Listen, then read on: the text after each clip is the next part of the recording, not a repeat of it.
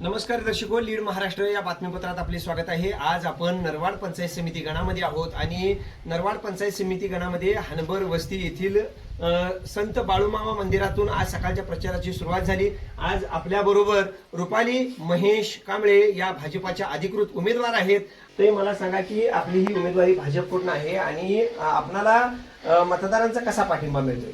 नमस्कार, मी रुपाली महेश कांबळे नरवाड पंचायत समिती गणातून इलेक्शन लढवते आणि मला भाजप ह्या पक्षाकडून अधिकृत उमेदवारी म्हणजे मला भेटलेली आहे। तर ह्या प्रचारासाठी जनतेकडून चांगलासा प्रतिसाद भेटतोय। ठीक आहे, आज आपल्या बरोबर नरवाडचे लोकनियुक्त सरपंच माननीय मारुती जमादार आहेत। नमस्कार। नमस्कार। मला सांगा की नरवाडमध्ये भाजपा चालणार का? नरवाडमध्ये अगदी 100% भाजपा चालणार। आजपर्यंत भाजपा चालत आलेले आहे, इथून पुढे सुद्धा भाजपा चालणार। आणि आम्ही जो चंग बांधलेला आहे, आज खरं तर या हनबर मळ्यामध्ये संत बाळूमामाच्या चरणी आम्ही आज आशीर्वाद घेतला आणि आमच्या विकासाचा रथ या नरवाड गावामध्ये जो विकासाचा रथ चालू आहे तो कंटिन्यू बाळूमामांच्या साक्षीनं आम्ही चालू ठेवणार आहोत। आणि जे कोट्यवधी रुपयाची कामे या ठिकाणी आमचे नेते डॉक्टर सुरेशभाऊ खडे यांच्या नेतृत्वात झाली आणि त्याचप्रमाणे आमच्या या नरवाडकर वासियांना, मतदारांना, जे नरवाड गणातील विजयनगर असतील, बेडग असतील, तर या गणातील सर्व मतदारांना माझं विनंती आहे आणि आव्हान आहे की आपल्या हे आम्ही जे लोक आहोत ती कामं करणारे लोक आहोत आणि यामध्ये जर कुठं खंड पडला, कारण यात एक साखळी तयार झाली पाहिजे, एक साखळी निर्माण झाली पाहिजे।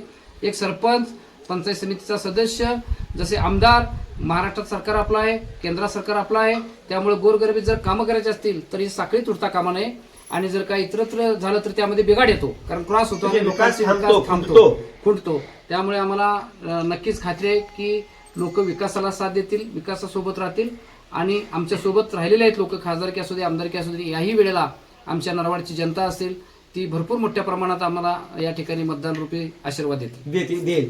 मला सांगा, इथं जिल्हा परिषदेचे उमेदवार अस्मिता बाळासाहेब भोनमोरे यांची उमेदवारी अतिशय ताकदवर उमेदवारी इथे भाजपकडून समजली जाते, त्याच्याबद्दल काय सांगा? अस्मिता बाळासाहेब भोनमोरे ह्या ज्या ताकदवर खरोखर का म्हणलं पाहिजे तर त्यांचे जे पती आहेत बाळासाहेब भोनमोरे, त्यामुळे त्यांना एक अनुभव आहे आणि ते आता भाजपमध्ये आले, त्यामुळे त्या अनुभवाचा फायदा या ठिकाणी आमच्या या बेडग मतदारसंघामध्ये, बेडग जिल्हा परिषद मल्लेवाडी असेल, बेडग असेल, विजयनगर, नरवाड या आपल्या चारी गावामध्ये त्यांचा चांगला उपयोग या ठिकाणी होईल। उपयोग चांगल्या पद्धतीने म्हणजे कुठेतरी अस्मिता बाळासाहेब भोनमोरे यांची उमेदवारी इथं भाजपनं जी दिलेली आहे ती उमेदवारी अतिशय चांगल्या पद्धतीची आहे, ताकदवर उमेदवारी आहे आणि बाळासाहेब भोनमोरे यांच्या राजकीय कारकिर्दीचा आम्हाला फार चांगला फायदा होईल आणि कुठेतरी इथं विकास कामाला आणखीन गती येईल, इथं डबल इंजिन लागलेलं आहे असं आता मारुती जमादार यांनी म्हटलेलं आहे।